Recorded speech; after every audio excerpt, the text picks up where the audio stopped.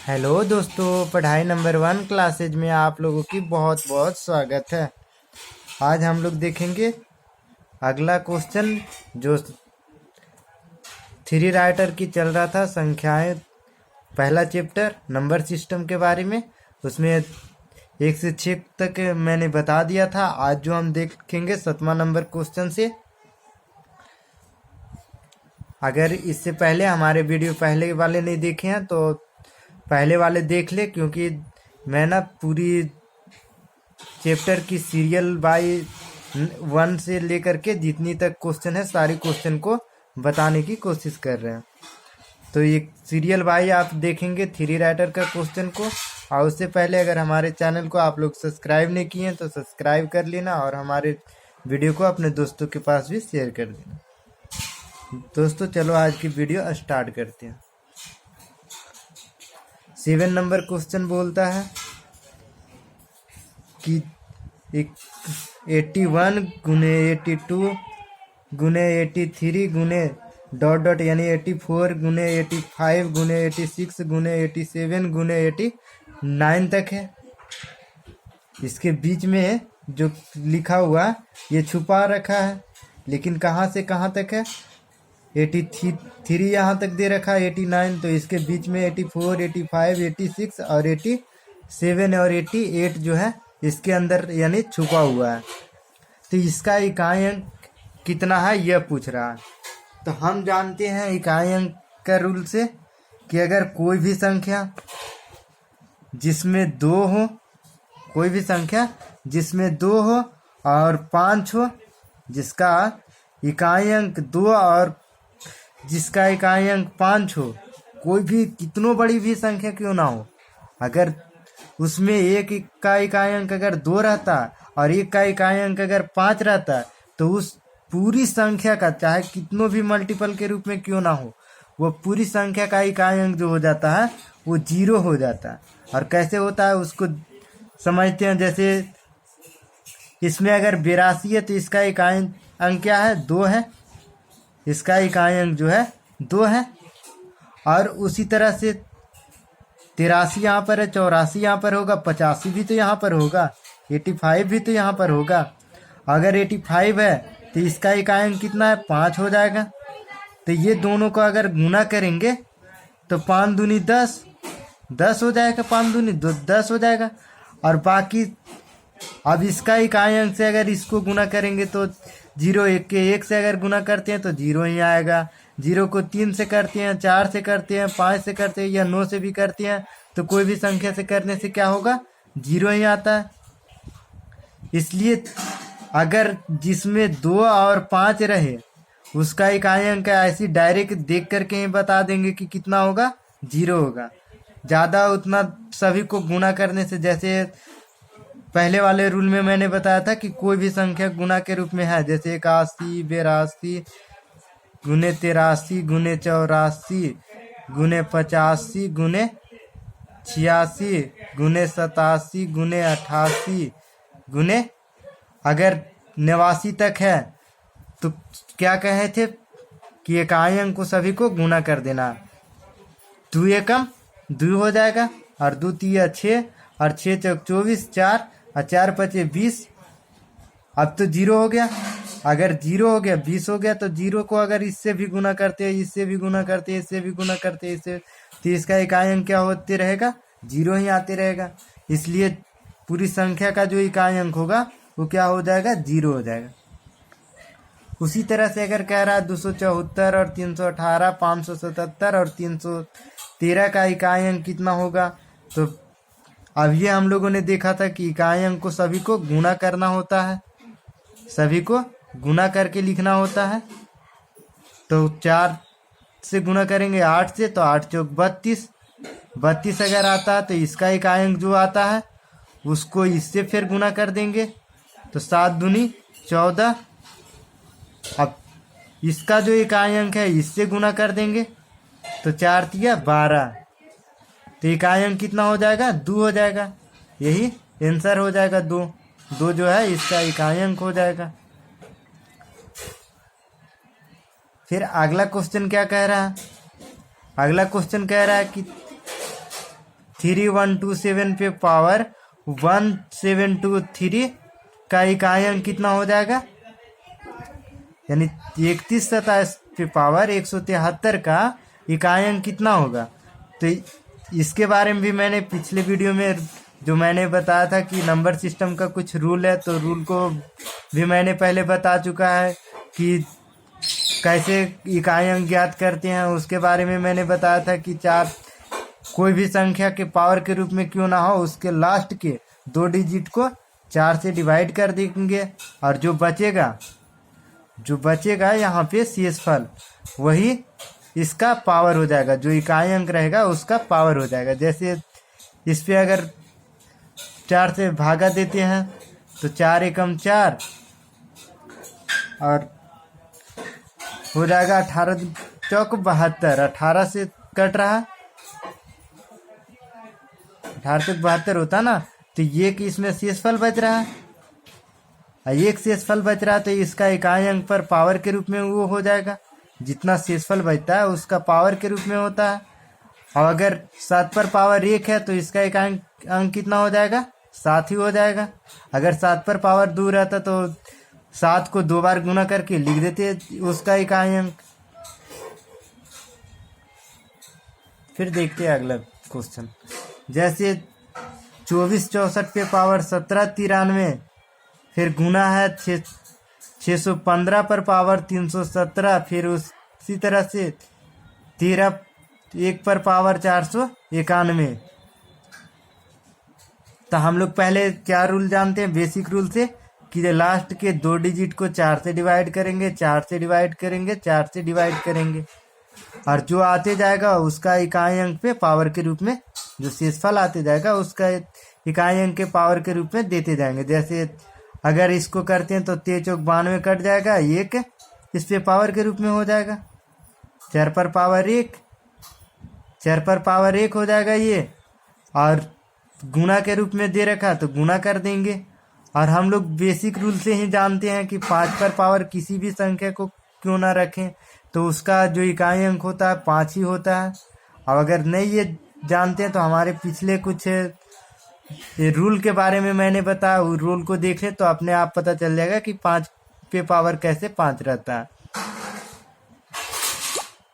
फिर उसी तरह से अगर देखेंगे कि 1 पर पावर के बारे में भी मैंने बताया था पिछले लेक्चर में कि 1, 5, 0 और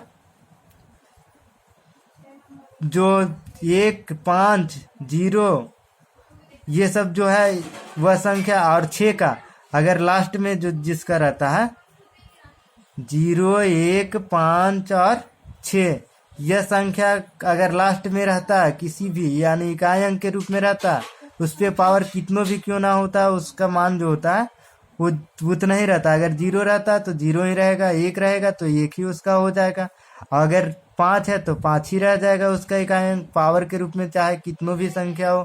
6 अगर रहता तो 6 ही रह जाता।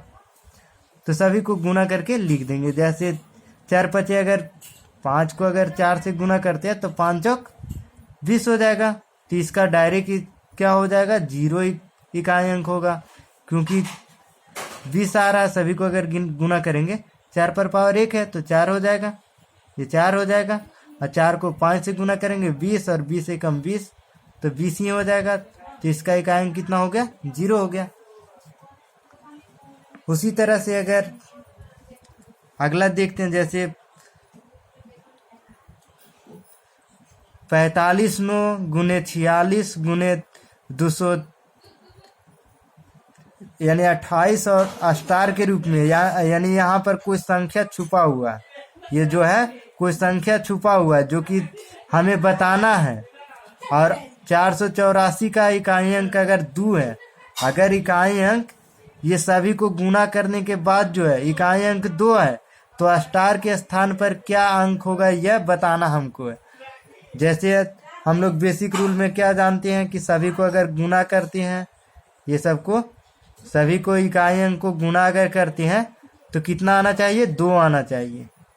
सभी को गुना करने के बाद कितना आना चाहिए, 2 आना चाहिए। अब अगर सभी को गुना करते हैं तो 2 आता है, तो यहाँ पर क्या है ये पूछ रहा है। तो हम लोग देखेंगे 9 छक 54, यहाँ पे 54 4 आ रहा है। फिर 4 को अगर यहाँ इससे गुना करेंगे, क्योंकि इसमें तो अभी संख्या ही हमें नहीं पता है कि कौन सी संख्या होगी। यहाँ पे हम लोगों की संख्या ही नहीं पता, तो इसको डायरेक्ट यहाँ पर से इससे भी गुना कर देंगे। तो 4 चौका 16, तो इसका इकाई अंक कितना आ रहा है? 6 आ रहा है। ये टोटल संख्या, ये संख्या और ये संख्या, ये तीनों संख्या का इकाई अंक कितना आ रहा है? 6 आ रहा है। और अगर इस संख्या से गुना करते हैं, यहाँ पर कौन ऐसा संख्या है जिसको गुना करने के बाद जो यहाँ पर स्टार के रूप में या एक्स के रूप में इसको मान लो, तो कितना यहाँ पर रखेंगे ताकि 2 आना चाहिए। तो पहले रख करके देख लेते हैं। जैसे 1 अगर रखेंगे, स्टार के स्थान पे 1 रखेंगे तो 6 आएगा, ये तो नहीं आ रहा है 2। फिर 6 के स्थान पे, स्टार के स्थान पे जो है 2 रखेंगे तो 6 दूनी 12, जो कि 2 आ रहा है। ये सही है, ये जो है सही है। लेकिन ऑप्शन में दे रखा होता है कि अगर 2 रहे तो ठीक है, और नहीं तो एक और संख्या भी है जैसे 7। अगर 7 भी रखते हैं यहाँ पे तो आपका 42 आएगा, जो कि इकाई अंक 2 है। तो वो ऑप्शन के आधार पर देखिएगा कि ऑप्शन में अगर 7 दे रखा है तो 7 होगा, अगर 2 दे रखा है तो 2 होगा। इसका भी इकाई अंक 2 हो रहा है।